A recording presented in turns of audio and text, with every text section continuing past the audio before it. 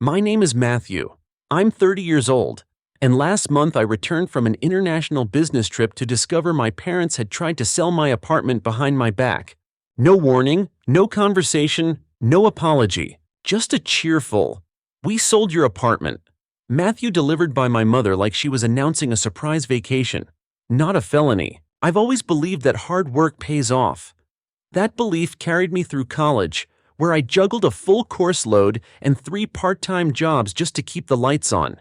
It got me through years of quiet sacrifice, eating noodles while others popped champagne, skipping holidays to hit deadlines, renting shared rooms with paper-thin walls while dreaming of one day owning a door I didn't have to share. Eventually, all that effort paid off. I bought a condo. My condo. Not a tiny rental tucked behind someone's garage, but a sleek, modern unit in a desirable part of town, something I had saved for penny by painful penny, without borrowing a dime, no cosigner, no help, just me. And then my parents tried to take it. Here's the thing, I'm the responsible one. Always have been. Growing up, I was the quiet fixer, the problem solver, the Matthew will handle it sibling. My little brother Joshua, he was the family crown jewel, the golden child who got away with everything short of arson. If he wanted a new phone, he got it. Crashed the car. He's just under pressure. Flunked out of college twice. It wasn't the right fit for his creative energy. Meanwhile, I got silence or a guilt trip when I brought home a straight A report card.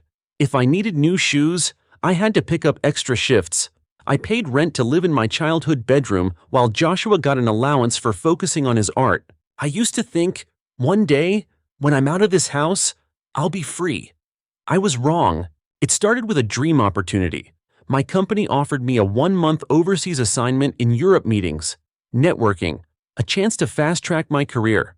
I prepped like my life depended on it, boarded the plane, and immersed myself in work. I didn't even notice the calls at first. 42 missed calls, 3 dozen texts, voicemails from my parents and Joshua, each more frantic than the last. I assumed there'd been an emergency. I was wrong again. When I finally called back, my mother sounded like she was high on champagne. "Matthew, you're home. We have amazing news." I barely had time to breathe before she blurted, "We sold your apartment." My brain short-circuited. "You what?" She laughed. Like it was an inside joke I just wasn't getting. It was such a burden for you, wasn't it? All those fees and property taxes. But don't worry, we got a great deal. Joshua needed a reliable vehicle, and we found a buyer who loved the place. I gripped my phone so tightly I thought it might crack. "You sold my home to buy Joshua a car. Not just any car," she chirped. "A luxury sports car. You should have seen his face." He said, "Wow, Matthew finally did something right. Isn't that sweet?" No, it was delusional. I calmly informed her the apartment wasn't in their name, that they had no legal right to touch it. She paused. For the first time, her voice cracked with uncertainty. What do you mean?" I hung up. Then I checked my email. There, it was a barrage of urgent messages from my real estate agent, a potential buyer, my parents showing up in my absence, waving around forged documents, insisting I had signed over power of attorney, signatures that didn't match anything on file, red flags everywhere. The agent had stalled the deal barely. Had I landed one day later, they might have pulled it off. They nearly stole my entire life's work while I was 30,000 feet in the air. The rage didn't hit all at once. It trickled in. A slow, freezing realization that the people who raised me didn't see me as their son, they saw me as an asset to be liquidated. I met with my real estate agent that night. She handed me a folder of documents and said, "They told the buyer you were mentally unstable. That's why they had to take control of your finances." That was the moment the anger started to warm. They said I was crazy. They forged my name. They sold my apartment for a car. The next day, I walked into the police station. I laid out everything: the fake signatures, the unauthorized meetings, the forged documentation, and their attempt to push the sale through under false pretenses. The officer flipped through the file slowly, then looked up. "This is felony fraud?" I nodded. "Do you want to press charges?" "Absolutely." I didn't warn them. I didn't give them a chance to explain. I didn't fall into the trap of family loyalty. I let justice handle it.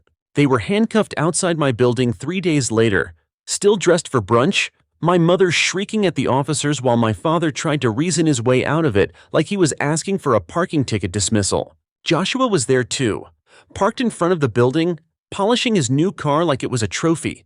He watched the scene unfold, mouth open, confusion turning to horror as he realized the dream car came with strings. That night, my phone rang again. It was my mother. "Matthew," she cried, "how could you do this to us? We're your family." "No," I said, voice calm and flat. "You were thieves who got caught.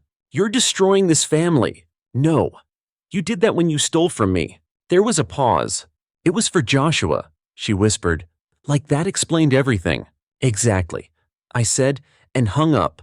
After the arrests, you'd think they might pause, reflect, maybe even feel a flicker of guilt. But no, this is my family we're talking about. When entitled people face consequences, they don't change. They escalate. At first, they tried the guilt route. Calls at 2 up for your sobbing voicemails, dramatic texts. "Your father can't sleep. He's sick over this. Joshua hasn't eaten in days. We raised you. Is this how you repay us?" I didn't respond. Not once. I didn't need to. My silence was the loudest thing I'd ever said. They switched tactics quickly. Guilt became fury. I was a traitor, an ungrateful brat, a selfish monster. Joshua, never one to suffer silently, sent me a paragraph-long text that could have doubled as a tantrum transcript. "You ruined our lives. All for what, a stupid apartment. I needed that car. And now Mom's reputation is shot because of you." I read it once, then blocked his number. The strange part, it didn't even hurt anymore. I was done, emotionally severed, like someone had finally cut the cord I never asked to be tied to. But they weren't done. A week later, I noticed strange activity on my accounts. Logged out sessions, password reset attempts. Someone was trying to access my bank records, my email, even my utilities portal. I tightened every security setting, changed every password, added 2-factor authentication on everything down to my grocery app. They were trying to find something, anything they could use. When I say this felt like a siege, I'm not exaggerating. They didn't just want forgiveness. They wanted to break me down until I asked them to come back. But I didn't flinch. I stopped replying. I stopped visiting family events. I removed myself from group chats. My cousin's wedding, I RSVP'd no. My aunt's retirement party. Didn't show. Word started to spread. Whispers at family dinners I no longer attended. "Matthew's changed. He's so cold now. All this over one misunderstanding." Funny how betrayal is always a misunderstanding when it's not happening to them. I spent those months in a kind of quiet solitude. Not lonely, just peaceful. I worked. I read. I started therapy. I learned to sit with silence and not mistake it for emptiness. I finally had time to think, really think about my life, and the role I'd been forced to play in theirs. The emotional Sherpa, the reliable one, the fixer. But the moment I set boundaries, I was the villain. That's when I realized something that made my blood run cold. This wasn't just about the apartment. It never was. That was just the most tangible thing they could steal. What they really wanted was control. My success made them uncomfortable. My independence threatened their narrative. I was never supposed to be the one who got out. Joshua was the future. I was the fallback. And now that I didn't need them, I was dangerous. So they started reaching out to people I hadn't spoken to in years. High school friends, distant cousins, old neighbors. One day, I got a message from a girl I'd known in college, barely spoke to her since graduation. "Hey, random, but your mom called me. She said she was trying to get in touch with you. Something about setting the record straight." I stared at the screen in disbelief. My mother was contacting acquaintances from over a decade ago.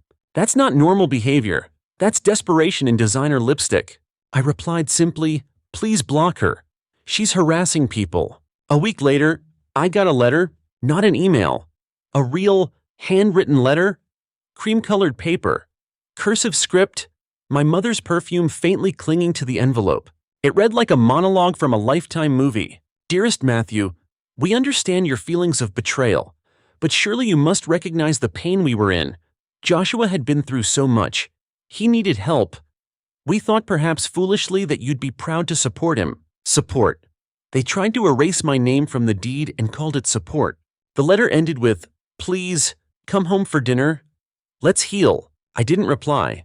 Instead, I made copies of every communication, every voicemail, every message, even that perfume-scented letter. I sent it to my lawyer and said, "Add it to the file." That's when the rumors started. Apparently, I was mentally unstable, a recluse, obsessive, possessive of material things. A relative told me, "Your mom said you've been unwell." That's why they tried to step in.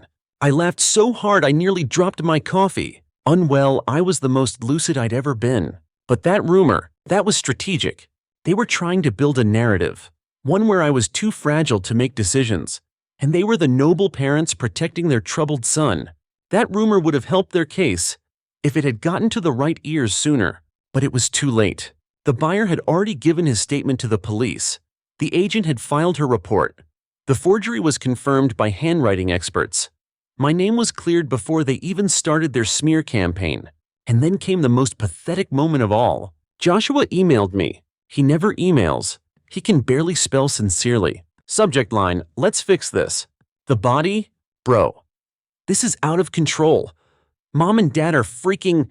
Just apologize so we can move on. You can buy another apartment.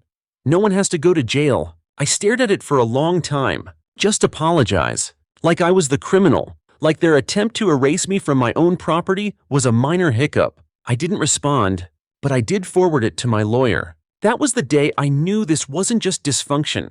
It was delusion, and they weren't going to stop. Not until I made them. You know how some people only believe in consequences when they're standing in court? That's my family. I thought the arrests would be the turning point, the moment when they'd sit down, look around, and realize they were the authors of their own downfall. But my parents, they weren't interested in lessons. They were too busy spinning the narrative. And that's how I found out the real betrayal hadn't even started yet. It began with a phone call from an unknown number. Normally, I don't answer, but something told me to pick up. "Hello," I said cautiously. A pause. Then a slow, oily voice answered. "Mr. Brian, we've spoken before. I was the prospective buyer for your apartment." My blood went cold. "What do you want?" I asked, ice dripping from every syllable. "I just thought you should know," he drawled. "Your parents reached out again. They wanted to know if I was still interested, offered a discreet arrangement, even lower than before. I didn't say anything. They said you'd changed your mind," he continued, amused, "that you'd agreed to sell after all. Of course, I knew that wasn't true, which is why I contacted you directly this time." I exhaled slowly. So they're still trying to sell my place. After everything. "Oh yes," he said with a smirk I could hear. "They're desperate, Mr. Brian, and reckless." When I hung up, I didn't cry, I didn't scream, I didn't even blink. I just started writing emails, legal notices, copies of restraining orders. I wasn't going to warn them this time. I was going to expose them. I forwarded the buyer's call log to my attorney. Then I reached out to the real estate agent. She immediately agreed to testify if needed. "You were lucky," she told me. "Most people don't catch this in time. They could have ruined you." "I know," I replied quietly. But they didn't. The next step was digital. I backed up everything: documents, texts, voicemails. I stored it on drives, cloud folders, even a password-protected site. If anything happened to me or my data, I wanted a trail so obvious a squirrel could follow it. I was building a firewall, not just against theft, but against their reality distortion field. But nothing could prepare me for what I found next. My lawyer called me after reviewing some of the forged paperwork. "Matthew," he said slowly, "we noticed something odd." "What now?" "Your parents filed for guardianship over you." "Medical guardianship." I stopped breathing. "They submitted documents claiming you were mentally unfit to manage your finances. They tried to get emergency approval while you were overseas, claimed you'd had a breakdown and abandoned your home. The room spun." "You're kidding," I whispered. "I'm not. We're contesting it. It's already been flagged. But if that had gone through, they would have had full control over your assets, your bank accounts, your property, everything. That wasn't just betrayal. That was war. They hadn't just tried to take my apartment. They tried to take my autonomy. The next day, I filed a separate civil suit, this time for attempted financial exploitation. Elder law fraud statutes, since they had tried to abuse medical processes, and defamation. My lawyer helped me dig deeper. What we uncovered was staggering. They'd tried to open a joint account with my name on it using fake IDs. They'd requested copies of my birth certificate, claiming it was for a family trust. They'd even contacted my employer, trying to confirm my salary, saying it was for estate planning. They were trying to build a paper trail, one where I was incompetent, and they were my saviors. Every document they submitted had little errors, typos, incorrect dates, slightly off signatures, but it was enough to prove intent. I felt sick, and then I got mad, like fire in the blood. No more Mr. Nice Guy mad. You grow up thinking your family might let you down, but you never imagine they'll try to erase you entirely. They were counting on one thing: that I'd protect them, that I'd feel too ashamed to go public, that I'd sweep it under the rug, like I always had. Not this time. This time, I let the rug burn. I drafted a timeline and submitted it to the court.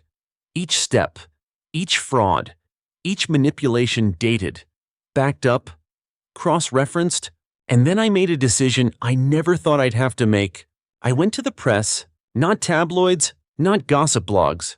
A local investigative journalist who'd covered elder abuse and financial fraud. I showed them everything under strict anonymity at first. They ran the story. Local couple investigated for attempted financial theft of their own son. It didn't name me, but everyone in my circle knew. Extended family, neighbors, former friends of my parents. The fallout was instant. Calls started flooding my phone. Some were supportive, others were angry. How could you do this to your own mother? I didn't respond to those, but the best ones. The quiet messages, the Me Too notes. My brother tried something similar. My aunt stole my inheritance. I thought I was the only one. Suddenly, I wasn't just defending myself. I was a cautionary tale, a warning. I got a letter from my mother a few days later. This one was different. No perfume, no cursive, just a scribbled note on printer paper. You've destroyed us. Was that your plan all along? Enjoy your precious apartment? We're done with you. There it was, the final nail. They weren't sorry. They were just mad they got caught. I folded the letter, placed it in the file, and slid it into a drawer I'd started labeling Truth. Because the truth, it was all I had now, and it was enough. I always thought revenge was loud, yelling, slamming doors, breaking things. Turns out, the quiet kind. The slow, methodical, legal kind. It hits harder. Once the article went public, everything started unraveling. Not just for my parents, but for the fantasy they'd spent years building. That perfect image, successful family, gifted son, hardworking parents, gone. My aunt called me in tears. Matthew, is this true? Did they really forge your name? Try to say you were unstable. Yes, I said, voice steady. And they would have succeeded if I hadn't come home early. She went silent, then whispered, I'm so sorry. I had no idea. That was the thing none of them did. My parents had always been so good at appearances. Polished smiles, church on Sundays, PTA meetings, charity donations. But behind closed doors, a different story. And now the doors were wide open. The fallout hit fast. The buyer they duped, furious, filed his own suit against them for fraud and emotional distress, claimed they'd cost him time, money, and reputation. The real estate agency filed a grievance with the state board, citing the stress and legal exposure caused by their forged documents. The court issued a formal injunction preventing my parents from contacting me, attempting to access my records, or even stepping within 200 feet of my property. But the best moment, the one I'll remember forever, the arraignment. My mother walked in wearing her Sunday best pearls, pressed blazer, heels clicking against the tile floor like she was walking into a tea party. Not a felony hearing. She didn't look at me, not once. Joshua followed behind her, hands jammed in his pockets, expression sour. Still clinging to that wounded pride, they sat down, and the charges were read out loud. Fraud, forgery, attempted identity theft, false medical claims, My mother's face never changed, but I saw it, the little twitch near her temple, the tiniest crack in the mask. When the judge asked if they understood the charges, my father replied, "Your Honor, this has all been blown out of proportion. It was a family misunderstanding." The judge raised one eyebrow. "Forgery is not a misunderstanding." Their lawyer tried to argue that they were just trying to help me, that I had struggled emotionally for years and they were stepping in out of love. That's when I stood. I asked for permission to read a statement. The judge nodded, and for the first time in my life, I spoke not for them, not in their defense, but for myself. I cleared my throat. "My name is Matthew Bryan. I am 30 years old. I work full-time in operations for a mid-sized firm.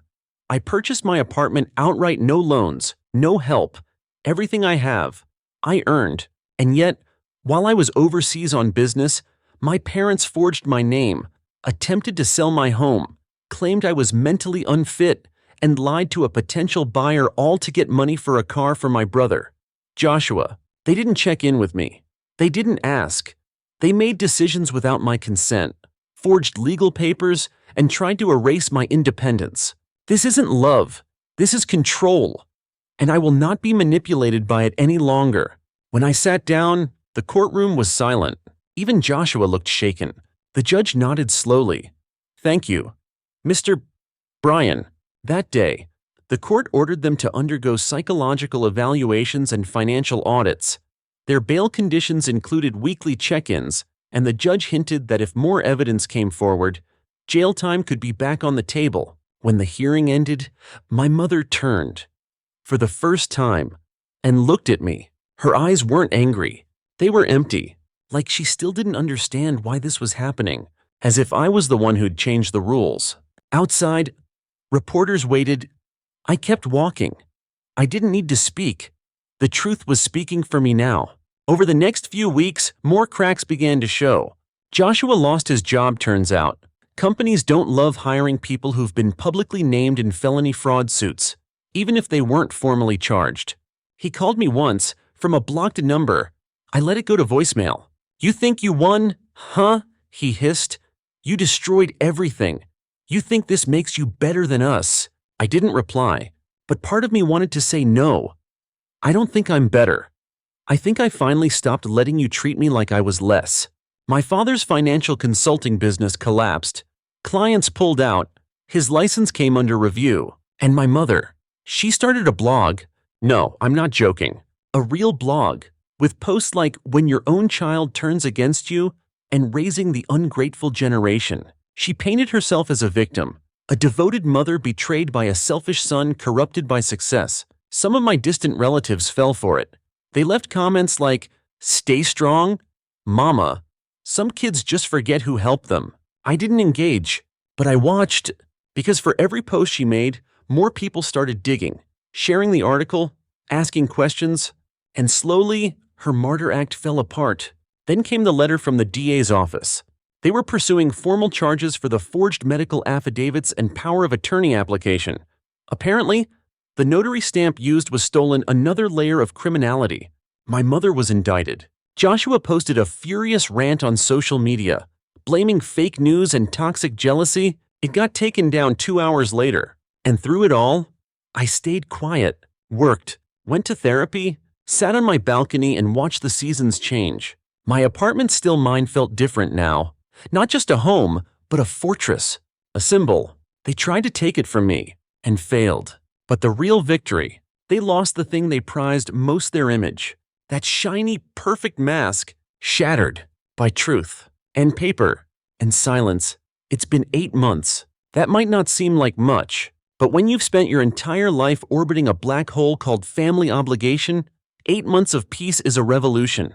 I wish I could say things calmed down after the indictments, that they finally understood what they'd done, that someone apologized, that I got closure in the form of an honest conversation. I didn't. What I got was silence. That blog my mother started, she quietly deleted it after the charges were filed. No dramatic finale. Just gone, like a bad phase she hoped people would forget. Joshua moved out of state. I only know because a cousin mentioned it in passing, followed by, "He still says you ruined his life." Sure, I ruined it by not letting him steal mine. My father resigned from every board he was part of. His name is now a cautionary footnote on local business forums. As for me, I started over, not in some big dramatic way. I didn't quit my job or move to another country. I didn't post about it on Instagram with captions like "Richard healing." I just let go. I left the family group chat without a word. Deleted every contact but one, my cousin Jenna. She was the only one who checked in, who didn't ask for details but said, "I believe you." I kept going to therapy. It wasn't always easy. There were sessions where I just sat in silence, staring at the wall. Others where I ranted until I was hoarse, but slowly. My therapist helped me untangle the root of it all. I had spent my whole life trying to earn love that was never unconditional. That's the thing about being the responsible child. You're useful, not cherished, respected, not embraced. You're the backup plan, the fixer, the emotional sponge. But the second you say no, you become the enemy. It took losing everything I thought was mine, my peace, my home, my history, to finally understand I'd never had a family. I'd had users and matching sweaters. And that realization, it didn't destroy me. It freed me. I took some of the settlement money from the lawsuit and did something radical. I invested in myself. Not in stocks or a business. In time, I took a 3-week vacation to a quiet coastal town. Stayed in a little cabin with creaky floorboards and sea salt in the air. I read books. I wrote letters I never sent. I walked the beach barefoot every morning. No calls, no expectations, just quiet. That trip didn't fix everything, but it reminded me what peace feels like. That silence doesn't always mean the storm is coming. Sometimes, it just means you're safe. When I got back, I made more changes. I restructured my work hours to create space for things I'd always put off: weekend hikes, volunteering, painting classes. Turns out I'm terrible, but it makes me laugh. I started reconnecting with people who'd fallen off my radar because I was too busy being the good son. Friends who didn't ask for explanations, just welcomed me back with open arms and sarcasm. The kind of people who don't demand blood for loyalty. One night, over dinner, my friend Mel said something that stuck with me. "You spent your whole life building a castle to protect everyone else. Now you finally get to live in it." That hit hard, because for so long, my home didn't feel like mine. Even after the charges, even after securing the deed, I still tiptoed around it, half expecting someone to knock on the door and say, "You don't deserve this." But I do. I earned every brick, every key, every sunrise through that window. I stopped looking over my shoulder, and that's when I knew I was healing. A few weeks ago, I got a letter, another one. No perfume this time, no guilt-tripping calligraphy, just a plain envelope, stamped and crooked. It was from my mother. She wrote, "Matthew, we know you want nothing to do with us, but I just wanted to let you know your father and I are moving. Joshua's gone, and the house is too big now. I don't expect forgiveness, but I hope, someday, you'll remember us as we were. Love, Mom." I didn't cry. I didn't reply. I folded the letter and placed it in a drawer labeled "Closure," because that's all it was. Not an apology, not accountability, just a soft door closing. And that's okay. Some endings don't come with applause. Some victories are just you, alone, standing in your own life without needing permission to exist. That's where I am now. I still have bad days. Flashbacks. Dreams where I wake up thinking my apartment's gone, the walls stripped bare, but then I roll over, see the sunlight slant across my floor, and I remember I'm safe. I'm home. I'm mine. So, Reddit, was I wrong to burn those bridges? Or did I just finally stop setting myself on fire to keep them warm? Because I didn't just save my apartment, I saved myself. And for the first time, I'm not sorry for that. Story 2.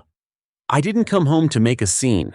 When I pulled into my parents' driveway in Fairhaven, Vermont, I had nothing but 2 overstuffed duffel bags and a heart still bleeding from the collapse of everything I'd built. 3 years running a boutique tech consultancy, gone. A girlfriend I'd loved for 5 of them, gone. 2 weeks after the final asset sale. She didn't even help pack, just left me the Netflix password out of guilt. So I came here, to the place I hadn't called home since I was 18. Dad's house, Mom's voice, and one painfully familiar bedroom that still had posters of bands I didn't even listen to anymore. I told them I'd be around for maybe 2 months, 3 if it got rough. I was trying to breathe, recover, reorient, not mooch. I fixed the dryer when it jammed, replaced all the cracked outlet covers, grocery runs, dishes, kept to myself. I barely made noise. My savings were locked in a steel box under a pile of flannel shirts in the closet. $22,000 in cash, my last safety net. I never touched it, not even during the business sale. I told myself it was for real emergencies. Something deep inside me whispered to keep it untouched. Then came the homecoming barbecue. 6 weeks after I arrived, Mom invited every aunt, uncle, cousin, and probably 2 neighbors she hadn't seen since 2011. Dad fired up the grill like we were starring in a 4th of July ad. And there was Micah, my baby brother, age 21, full of sparkle and smugness. He showed up late, hugged everyone like a politician on campaign, then proudly announced he'd been accepted into a cutting-edge interdisciplinary design program in upstate New York, one no one had heard of, but everyone clapped anyway. He hugged me too, a bit too long, whispered, "Sorry," man, like he already knew something I didn't. That night, the house got quiet. Wine gone, family left, and I went upstairs with a pit in my chest. I don't know why I checked the safe. Maybe it was instinct. Maybe it was how Mom said goodnight with that weird tone like something was unresolved. The safe looked untouched. Code beeped like always. Handle turned smooth. Empty. No bundles. No emergency docs. Not even the envelope I'd labeled contingency only. My legs went numb. I checked every drawer, every corner. Nothing, and then I heard footsteps. Dad, coffee in hand like this was just another evening. We voted, he said. Those 2 words ruined everything. Apparently, the family, him, Mom, and Micah had a discussion and decided I couldn't live here for free, that I wasn't contributing, that Micah's education had to come first. They used my savings. Every single dollar, first tuition installment, done. He smiled. Like I should be grateful. I don't remember how long I stared at him before I said, "You're kidding." He wasn't. I told him it was theft. He shrugged. I told him I'd call my lawyer. He laughed. Then I said something I knew would cut deeper than threats. Then you won't mind what happens next. That night, I couldn't sleep. I didn't even pack properly. I just grabbed my essentials laptop, documents, my late granddad's old ring, and slipped out before the sun came up. By the time they woke up, I was already halfway across state lines, heading toward Uncle Nate's place, a cabin buried deep in the Adirondacks. He picked up on the second ring. "They finally did it," he asked. I didn't have to explain. He just said, "Good. Let's make them wish they hadn't." Uncle Nate's place wasn't your standard cabin. It was a bunker with windows. Built it himself after quitting Wall Street. No internet, no distractions, just wood, steel, and his distrust of civilization. He met me with black coffee and zero judgment, said I could stay upstairs. The next day, over eggs and silence. He asked for the full story. I gave him everything right down to the moment Dad said we voted. Nate didn't flinch. Then he asked if I still had Granddad Lionel's trust paperwork. I nodded. It was in my bag. That trust, $40,000 when first created, had a clause I'd forgotten about. A protection clause, shielding me from financial interference by family members, especially if I was deemed vulnerable. Your dad just triggered it, Nate said. Then he disappeared into the basement and came back with a faded green folder. Inside a signed loan contract, my father had borrowed exactly $22,000 from Uncle Nate in 2014. Same amount I'd saved. Never paid it back, claimed he'd return it next quarter for years. That money was always meant for you, Nate said. That night, I made 3 calls, one to my lawyer, one to Lionel's old financial advisor, and one to a college friend in Albany who worked in estate law. Quiet guy, sharp. The next day, I initiated the first wave. A certified legal notice hit my parents' mailbox by Thursday, 10 minutes after delivery. My phone lit up like a Christmas tree. 41 missed calls, 3 voicemails from Mom, 1 text from Micah. Please don't do this. I didn't respond. I was on a mission. and I wasn't going home again until they knew exactly what it meant to steal from someone who had nothing left to lose. The morning after those missed calls, I stood barefoot in Uncle Nate's kitchen, drinking burnt coffee and staring at a legal pad full of names and bank routing numbers.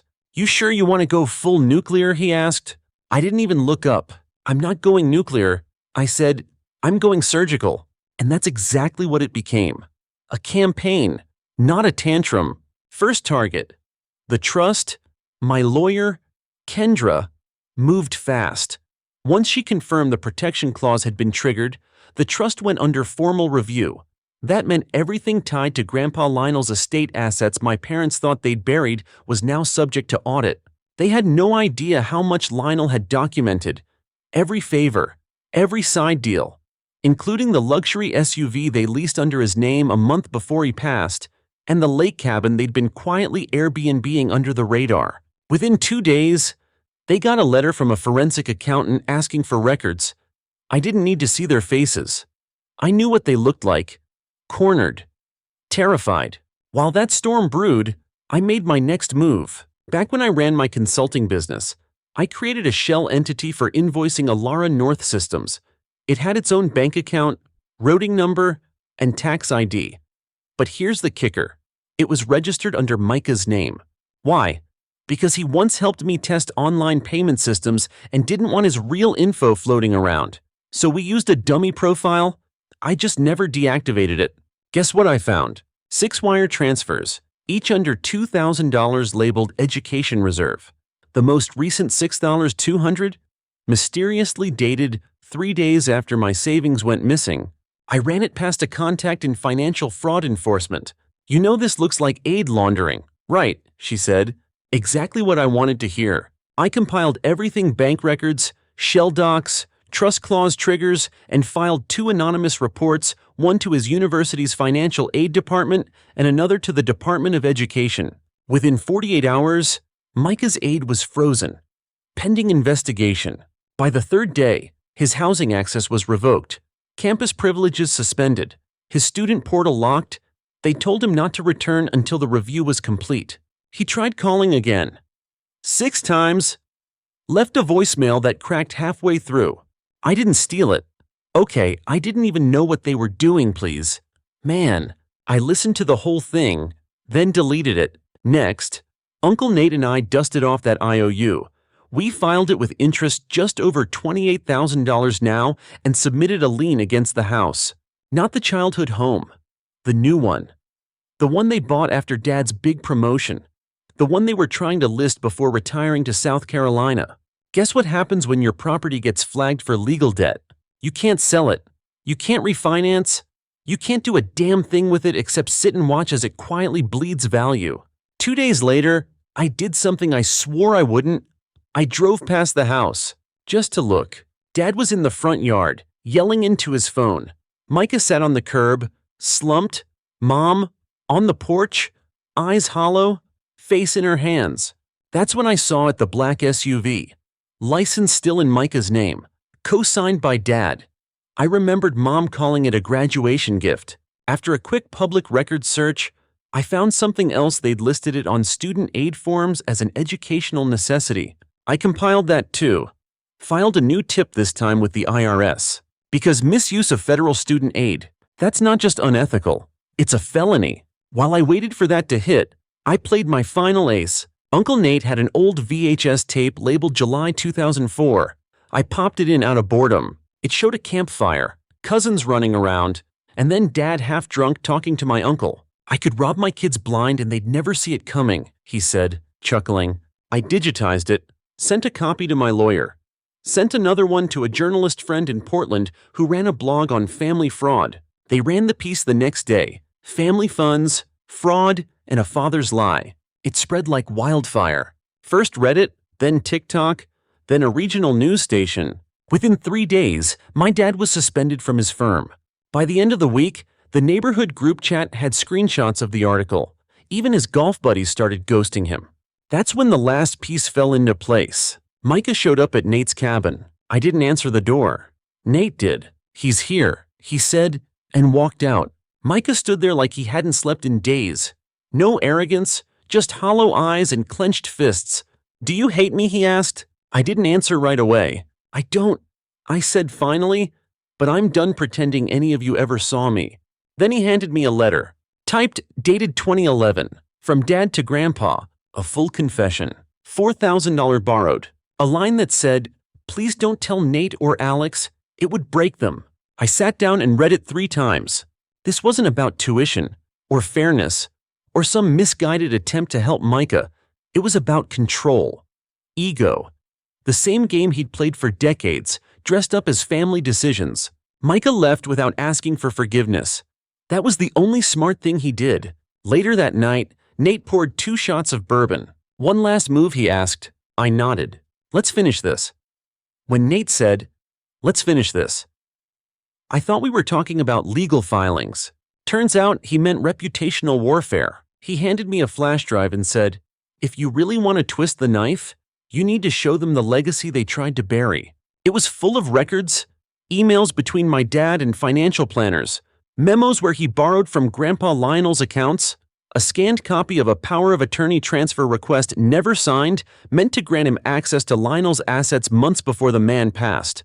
It was a map of greed disguised as concern. We compiled everything into a digital packet, sent it anonymously to 2 more sources, a former client of my dad's who'd gone through arbitration over a lost retirement portfolio, and a retired CPA who worked as a fraud investigator for a local nonprofit. We didn't have to wait long. On Tuesday, the story hit Reddit again, bigger this time. Ex-financial advisor under scrutiny after son exposes long-term abuse of family trust. Screenshots, audio clips, legal filings, even the VHS confession.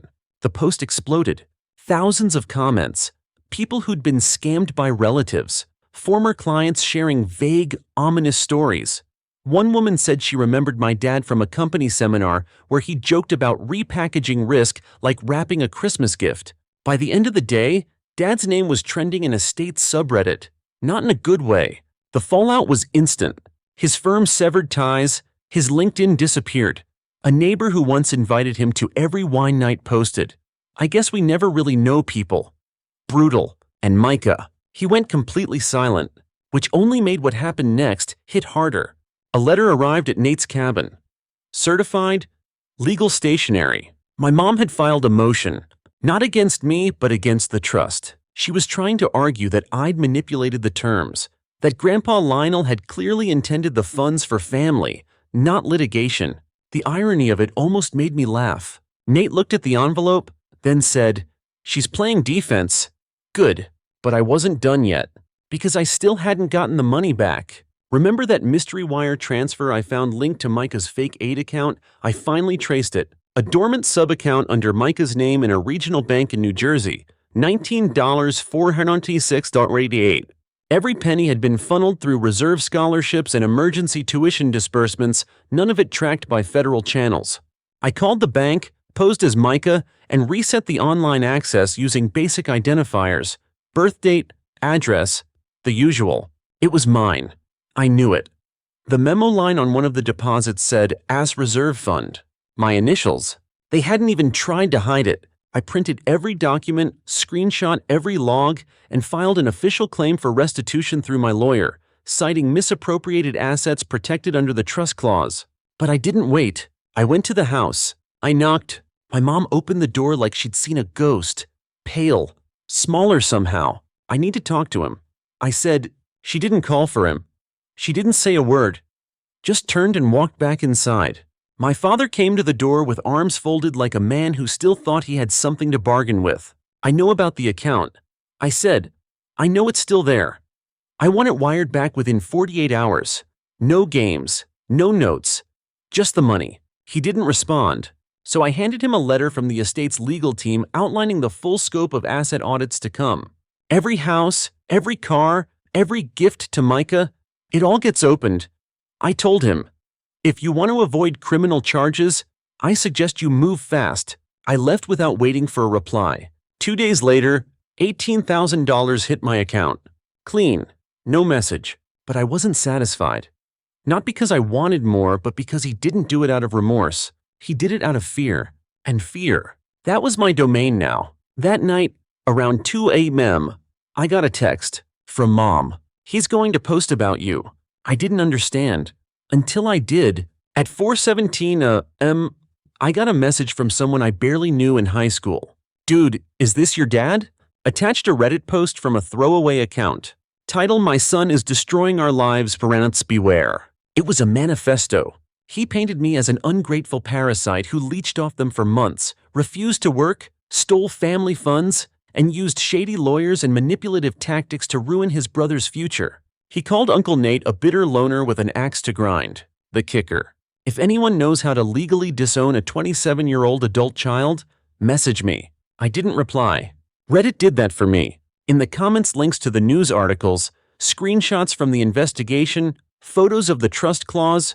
People eviscerated him. Within 12 hours, the post was gone.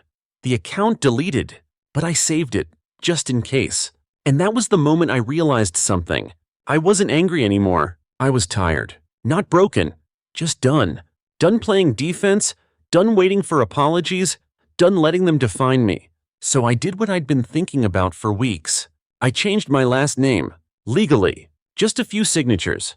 A quiet walk to the courthouse. A moment in front of the clerk.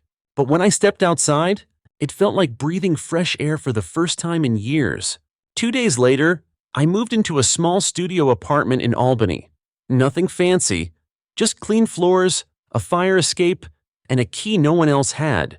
I bought a thrift store couch, set up my old speakers, played the same vinyl for a week straight while I built new routines: coffee at 8, writing at 9, long walks by the park at dusk. No phone calls, no messages, no address forwarded. I didn't leave a note, didn't say goodbye, but I left one file on my desktop, locked, encrypted, just in case I ever forgot. The name: Inheritance Lessons Learned. Inside, one sentence: you taught me how to fight, but you never thought I'd win. My new apartment had thin walls and noisy pipes. I loved it. There was something beautiful about hearing the creaks of life around me, neighbors cooking, the occasional dog barking down the hall. It meant I was out of the silence that used to scream at night inside my parents' house. No more whispered votes. No more tension in the air pretending to be love. Just peace. Cheap and imperfect, but mine. Nate visited a week after I moved in. He brought a plant, said it was a peace lily. I joked that it would probably die in 2 days. He shrugged. Start over. Let something grow that didn't come from them. That night, we sat on the fire escape, passing a bottle of whiskey between us while watching headlights crawl down the street. He asked me one question: you feel done yet? I didn't answer immediately. The truth was complicated. Legally, things were still unfolding. The trust review had triggered audits, and Dad was officially under IRS investigation. Micah's financial aid case had moved from academic misconduct to federal fraud territory. Mom's petition to contest the trust was laughed out of court. I hadn't spoken to any of them since the wire transfer hit my account, but emotionally that was a different kind of war. You ever miss them? I asked. Nate swirled the bottle, then took a sip. Not them. Just the version of them I kept waiting to show up. That hit me harder than I expected, because yeah, I missed things. Not them, exactly, but memories. The idea of a mom who didn't lie through tears, a dad who didn't weaponize your silence, a brother who didn't look away when you were being robbed in real time. I missed family the way people miss childhood, not because it was perfect, but because we didn't know better. Nate left the next morning. I kept the plant. A few weeks passed. Quiet ones. I started freelance work again, took on low-paying but stable gigs, wrote code like it was therapy. Every dollar felt earned, not inherited, not stolen. And then Micah showed up, not at my door, in my inbox. Just one message. They're selling the house. IRS took the SUV. Dad's retired. Mom's working at a real estate office. I'm staying at a friend's until I figure things out. I'm sorry. I know it doesn't fix anything. He didn't ask for money, didn't beg. He just said he was sorry. And somehow, that made it worse, because now the dust had settled, and I was left holding the truth while they tried to sweep up what was left. I didn't respond, but I saved the email. Weeks later, another letter came, this one from a lawyer, not mine. Apparently, My dad was trying to claim emotional distress and asset manipulation. Said he wanted a reconciliation process through a mediator. I didn't even open it. Just forwarded it to Kendra with the subject line, "Nice try." That night, I lit a candle and deleted the backup folder labeled Retaliation Files. The one with the Reddit screenshots, the digital VHS, all the receipts. I didn't need them anymore. The war was over. What remained was just wreckage and the long walk away from it. One morning, mid-October, I sat on the rooftop of my building and watched the sun crawl over the bricks like it had nothing to prove. The air was crisp, the silence was clean, and for the first time in years, I felt like myself. Not the black sheep, not the scapegoat, not the problem child turned cautionary tale. Just a man who rebuilt his life from the bones they left behind. And then one last surprise, a letter, handwritten, from my mom. It wasn't long. I saw the articles, the comments. I know now that I let it happen. I kept thinking it was a phase, that your father would come around, that Micah didn't know better. But you were right. I should have stopped it. I should have said something. I'm sorry. For the money. For the silence. For not protecting you when it mattered most. You don't owe us anything. I just wanted you to know I finally see it. I didn't cry, but my hands shook a little. I folded the letter back into the envelope and placed it in the bottom drawer of my desk, next to the peace lily, which somehow hadn't died. I didn't forgive them. Not yet. Maybe not ever. But I wasn't bitter either, because bitterness keeps you tethered. It feeds on old wounds. And I was tired of bleeding for people who never knew how to bandage their own guilt. I wasn't healed, but I was healing. And that was enough. 6 months later, I launched a small startup with 2 friends from college. Nothing flashy, just ethical consulting for creatives, no hidden clauses, no fake shell games. We named it Lionel North, after my grandfather. I never changed my number back. I never sent the new address. And when tax season came around and I filed under my new last name, I stared at the screen a long time before clicking submit. It wasn't just a form, it was a final line drawn, a boundary no one could cross again. And when the confirmation popped up, I whispered to no one in particular, not back, forward. Then I closed the laptop and let the past stay closed with it. Story 3. I didn't know this would be the last family trip I ever agreed to until it already was. When my wife, Emma, asked if we could try doing a blended family vacation, hers and mine together under one roof, I paused longer than I should have. Not because I didn't love her. I did. But the idea of spending a week with her parents, her cousin Caleb, and her sister Nina, plus my folks, made something inside me recoil. She noticed, maybe it'll be different this time. She said, people change. It's not fair to punish Nina and Caleb because the rest of us can't get along. It sounded reasonable, like a peace offering wrapped in logic. So I said yes. I booked a big cabin out in the Blue Ridge Mountains. Not a rental, the rental, 6 bedrooms, scenic views, a huge deck, game room, fire pit, the works. I covered everything. Flights, 2 SUVs. Stocked the fridge with enough food and drinks to survive a siege. Didn't ask anyone for a dime. When Emma said she wanted to sleep upstairs with Nina so they could catch up, I just nodded. I ended up in the basement. No windows, no ventilation. Smelled like mildew and forgotten plans. The mattress had the structural integrity of a slice of toast. Pipes hummed and dripped all night above my head. Not one person asked if that was okay. Dinner the first night should have been my clue. I grilled for an hour while the rest lounged around, made everyone's plates, set up the patio table, 12 seats. I was number 13. No one noticed. No one offered. Finally, Nina looked up, chewing her corn. I guess there's an extra chair downstairs. And that was it. No movement, no shuffle, just me, standing there holding my plate like a server who didn't get the memo he wasn't invited to eat. I took my food inside and watched them from the kitchen window. They laughed, told stories, passed wine. I wasn't in a single photo that week, not one.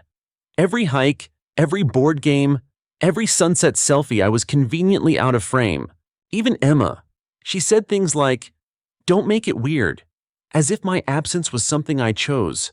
It wasn't. On the third night, things boiled over quietly. Emma's dad, Ron, brought out whiskey. My dad clinked glasses with him like old war buddies. The whole clan gathered by the fireplace for some card game I never learned the name of. I sat on the porch, listening through the glass. That's when I heard Ron say it. Imagine being the guy who pays for everyone to have a good time just so he can be ignored. My dad chuckled. He's been gone for us a long time. Then came the gut punch. Good thing he's sterile, Ron added, like it was some cosmic mercy. No one needs more of that in the world. They laughed. Loud. Unfiltered. I didn't move. I didn't cry. I just stared into the trees until the whiskey in my veins turned cold. That night, while the house slept above me, I moved like a shadow. Wallets, IDs, every license and card I could find gone. I shredded what I could, flushed the rest, glove compartments, suitcases, backpacks. I even emptied the emergency bag Caleb kept just in case. Phones were next. Not taken, just moved. Hidden in places no one would think to look. The keys to the rental cars. One buried beneath a pile of wet leaves behind the cabin. The other dropped into a storm drain 2 bends down the main road. The generator's gas drained, poured into a shallow trench behind the woodshed. Chargers, batteries, power banks, every source of connection, control, or comfort locked in my duffel, stashed beneath a fake panel in the attic I'd discovered during booking. By the time the sun rose, the first domino had already tipped. Nina screamed first, her bag missing. Then Caleb found his car keys gone. Emma's mom was halfway through tearing apart the pantry before my dad began accusing the cleaning staff, who hadn't even arrived yet.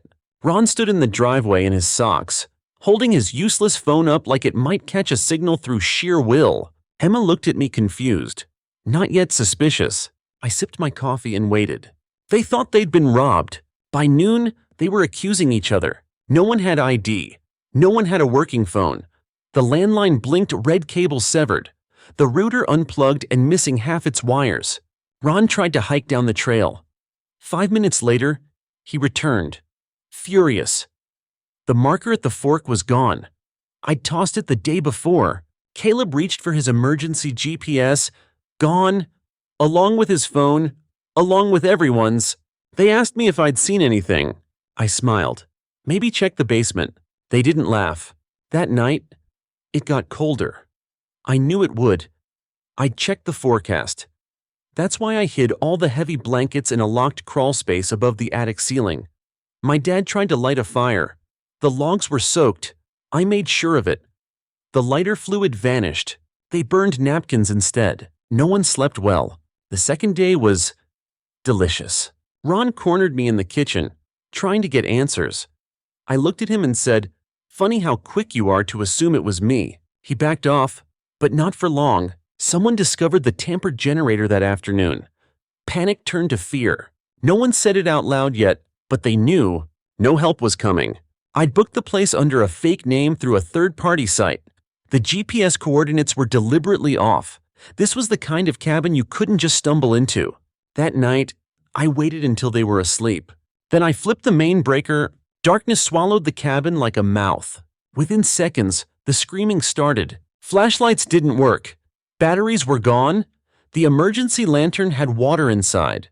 Emma's mom cried. Nina hyperventilated. Ron and my dad stormed outside, yelling into the trees like the woods owed them answers. I made pancakes the next morning. No one ate, but that was fine. I wasn't done yet. By the third morning, the cracks were fully visible. No power, no phones, no contact with the outside world. And worse, no more food. The fridge was a graveyard of empty packaging and spoiled meat. They didn't ask if I'd eat. No one even looked in my direction. I made toast from the last loaf and ate it on the deck while they tore the cabin apart looking for the thief. My mom accused Caleb. Caleb blamed Nina. Ron paced around muttering that this was sabotage. My dad, the king of denial, kept saying someone would show up, as if park rangers monitored spoiled family weekends. Emma sat at the table, silent. She hadn't asked me anything, not outright, but her eyes had changed. Something behind them shifted. She knew, or at least suspected, but she didn't confront me. Maybe she was scared of the answer. I found her in the kitchen later, holding a mug of instant coffee she hadn't touched. "Pack," I said. "That's all." She didn't ask why. Upstairs, things had unraveled beyond repair. Ron was shouting at Caleb for not doing his part. My mother was babbling about how the government probably flagged her credit cards. My dad was trying to start the rental car with a butter knife. I made breakfast, bacon, eggs, hash browns. I took my time. Let the scent crawl through the house like a ghost. My dad stormed in mid-bite, furious. "What the hell are you doing?" "Leaving." I said. "Reservation ends at noon." I canceled the extra day. His face drained color like a plugged drain. They had no ID, no way to extend the stay, no cash, no digital wallet access, no proof they even belonged in that cabin. Ron barreled down the stairs, chest puffed. "You did this. Admit it. I'm not stopping you from leaving." I said, "Just don't be here after noon." That's when it hit them. The reservation was in my name. The owner wouldn't recognize theirs. No credentials, no money, no way to contact anyone. Jeremy slumped against the wall. Silent. Nina shook, lips pressed together. My mom whispered something to herself that sounded like prayer or curses. I walked outside, Emma trailing quietly behind. "You're really going to leave them?" she asked. "They left me," I replied. We got in the car and drove. I didn't look back until the cabin disappeared behind the trees. No one chased us. They were too busy falling apart. We hit a main road within 45 minutes. I turned my phone back on.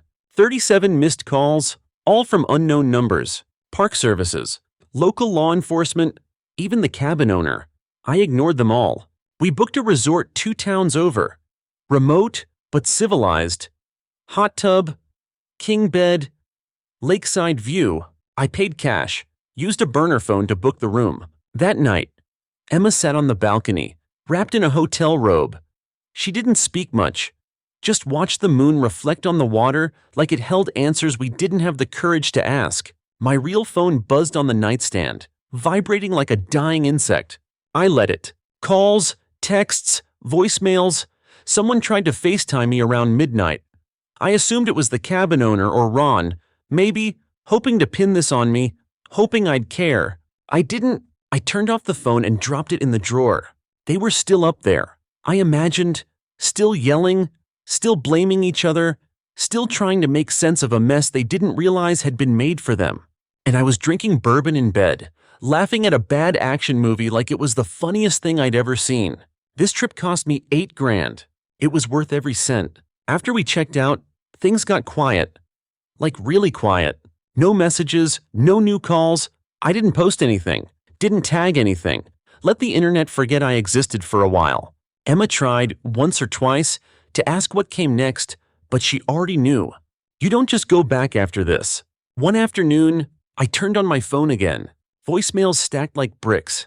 My father's voice was theatrical. "You've crossed a line. You've embarrassed this family. There will be consequences." My mother's messages were fragmented, pleading, crying, angry and pitiful all at once. Ron's were quiet, measured, like a man too proud to beg but too shaken to stay silent. Nina's texts were unhinged walls of fury. And Caleb, just one message. That was the worst trip of my life. But we earned it. He wasn't wrong. The fallout didn't come fast, it came weird. I heard from a distant cousin that my parents finally made it home 4 days later. They had to hike miles to reach the ranger station, showed up looking half wild, dirty, desperate, and worst of all, unverifiable. No ID, no cell service, no idea what day it was. They were questioned, held for hours. How do you prove who you are with no name, no phone, no wallet? They used old Facebook photos, answered security questions, had to call in favors from distant friends. And even when they got out, it wasn't over. Replacing everything turned into a nightmare. My dad couldn't get prescriptions filled without photo ID. Ron was locked out of his office building. Valerie missed 2 medical appointments. Nina missed her flight to a work event and lost a client over it. She blamed me, sent a message full of insults and threats. I didn't reply. Jeremy called, said. It was brutal, but necessary. Even Emma's tone changed. She started looking at me differently, not fearful, not angry, but as if she was finally seeing me as a whole person. Someone who had held everything in for too long and finally dropped it all at once. Then came the invitation. Family dinner. Neutral ground. A restaurant halfway between cities. One table. One last shot at talking it out. Emma said we should go. I could tell she wasn't sure which side her parents would take if lines were drawn. We walked in. Everyone was already seated. My folks were rigid, arms crossed, lips thin. Ron and Valerie were more relaxed. Jeremy looked nervous. Nina wasn't there. No surprise. I didn't speak first. I just sat, waiting. My dad leaned forward. What you did was unacceptable. He launched into a monologue about respect, tradition, betrayal. He said I owed them an apology and maybe restitution for damages and stress. I stayed silent. Then Ron spoke. We earned it. The entire table went still. He looked at my father. You called him dead weight. You laughed about him being sterile. You treated him like luggage with a wallet. You think this was out of nowhere? We all ignored the signs. Valerie nodded. Quietly. No drama. No excuses. I don't like how he did it, Ron said. But I understand. And I don't blame him. My parents didn't respond. They just stood up. My mom looked at Ron like she didn't recognize him. My dad glared at me one last time, then walked out. No shouting, no drama, just absence. Valerie turned to Emma. We'd like to see you. Both of you. No pressure. Just lunch sometime. Emma nodded. I didn't speak. In the car, she said, I didn't expect them to defend you. Neither did I. I said, but people surprise you when it matters. That should have been the ending. It wasn't, because I had one last move to make. One last card they didn't know I was still holding. By the time we drove home from that dinner, I knew it was over. Not the conflict, no. The theater was done. But the war had one more act. They thought I was finished, that I'd had my say, that I'd poured gasoline on our shared past and walked away with a smirk. But the thing about bridges, they don't just burn once. Years ago, when my father asked me to help him digitize their financial life, I said yes, not because I wanted to, but because he made it sound like an honor. A rite of passage. I now know it was about control.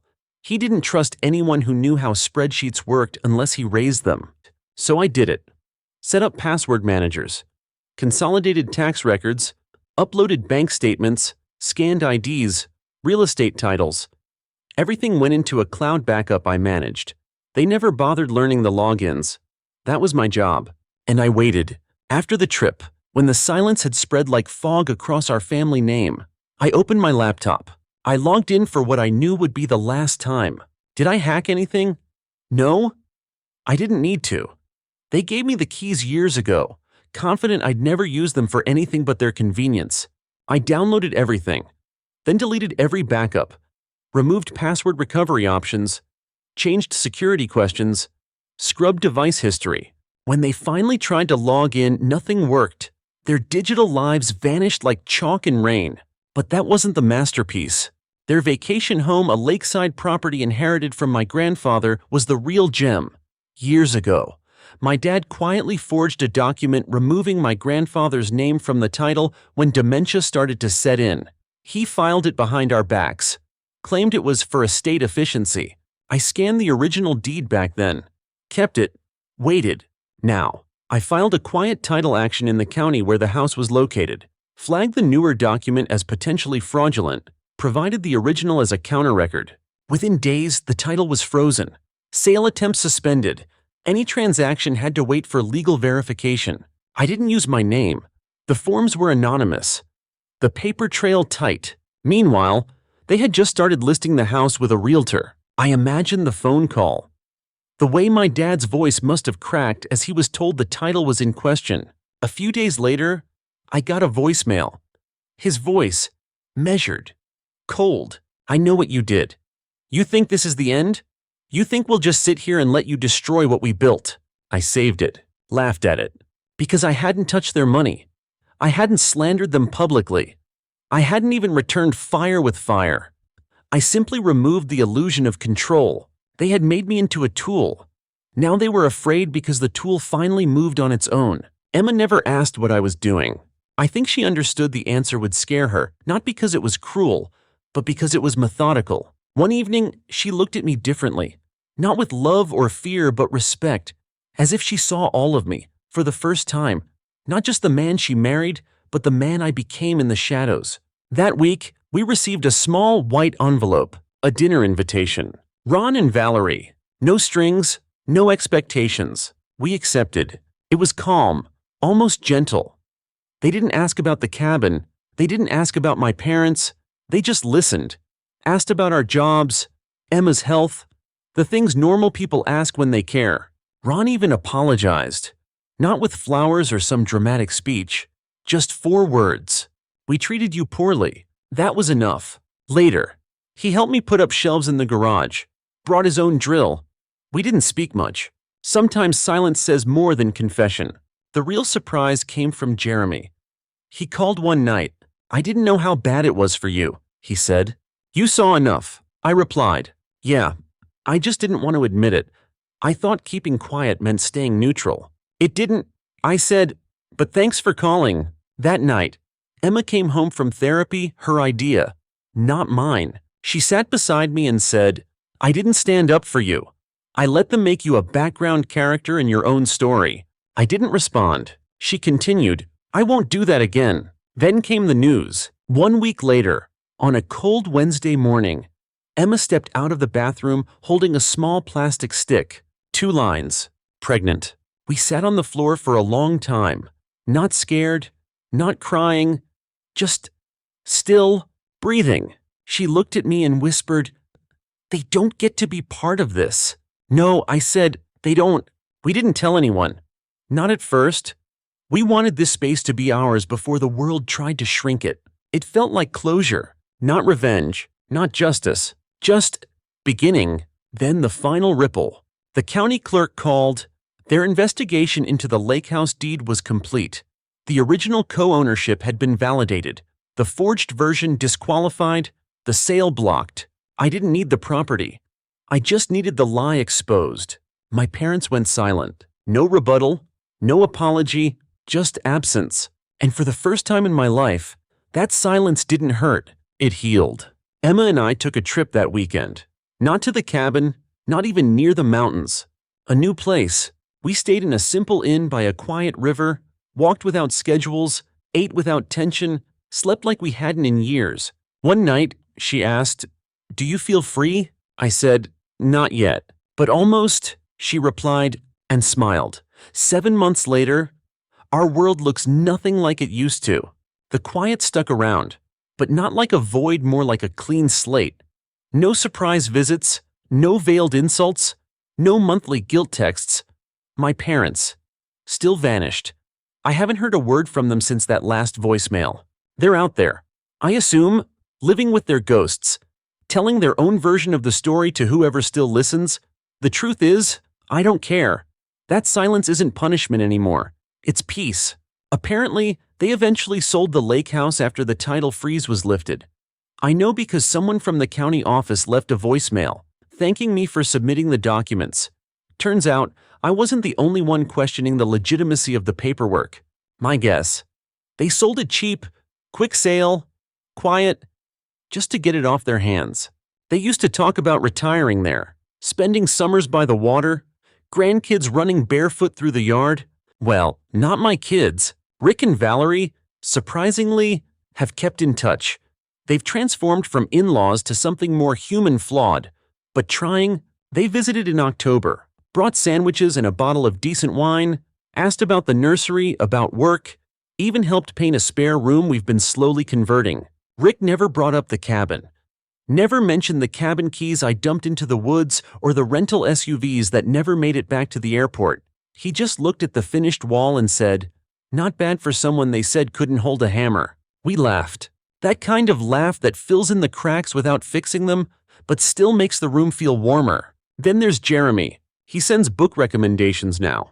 We're not close, but we're not strangers either. That's enough. Nina still blocked. No regrets there. And Emma, she's different in ways that matter. She doesn't shrink in family conversations anymore. Doesn't play the translator between me and everyone else. She's louder when it counts and quieter when it heals. She even set a boundary with her own mother once and didn't apologize afterward. The pregnancy changed her, changed both of us. We're not trying to be perfect, just better. And maybe that's the point. One Saturday morning, while folding baby clothes fresh out of the dryer, Emma looked at me and said, "I still can't believe what they said about you." She didn't need to say who they were. I said, "It doesn't matter anymore." She folded another onesie. "It does," she said, "because I believed some of it once, not because it made sense, but because they said it enough times." I didn't answer. Some wounds don't bleed anymore, but they still itch when the weather changes. The truth is, I'm not the same man who booked that cursed cabin. That version of me still wanted to be accepted, still wanted to believe family could be saved if you just gave them enough room to breathe. Now I know better. Family isn't who shares your name. It's who holds your hand when your voice shakes, who stands up for you before you need to stand up for yourself, who builds the table with you, not just expects a seat at it. When the baby came, it was quiet. Not the labor god. That part was chaos, but the aftermath.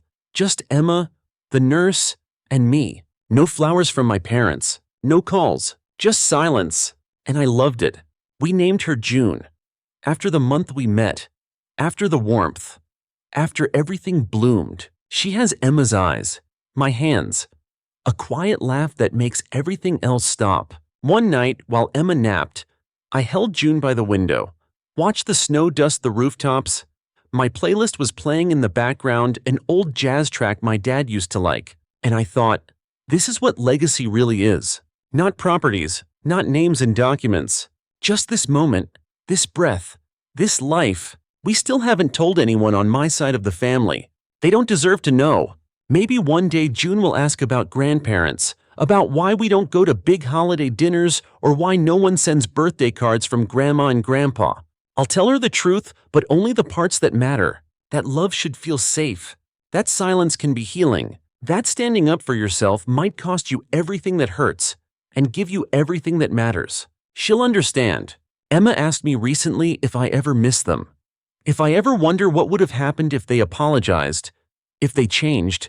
I told her something I finally believed. I don't need their apology. I needed their absence. Some people think closure is a conversation, an olive branch, a tearful reunion. Sometimes it's a door that stays shut, a letter you never mail, a phone number you delete and never memorize again. And sometimes closure is a little girl with sleepy eyes gripping your pinky finger while jazz plays in the kitchen and the kettle hums. Closure is love with no strings, peace with no terms, and freedom that doesn't come with a price tag.